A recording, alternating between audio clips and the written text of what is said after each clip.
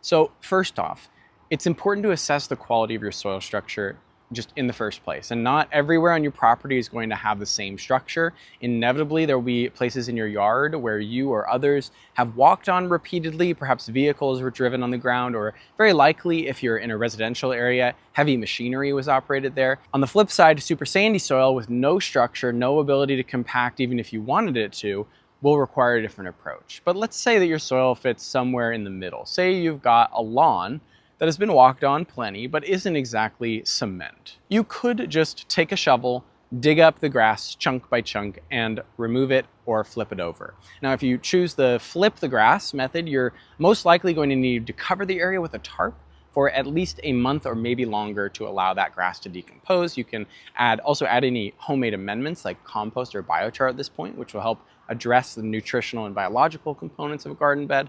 But the main thing is that you need that grass mat, depending on what type of grass, to break apart and to decompose so that the grass doesn't start to regrow immediately when you go to plant. If your soil is super loamy underneath your grass, you could just tarp the space without digging up any of the grass at all. You just want to make sure that the grass has been killed off before you go back to plant. And again, in the summer, this will take at the very, very, very least an entire month.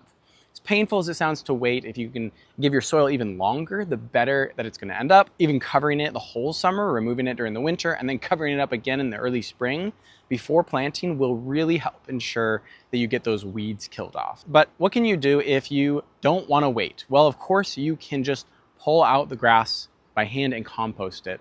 And composting is kind of the key here. You're removing a bunch of biomass and organic matter from the soil by ripping out the lawn. That is going to have to come back some way or another.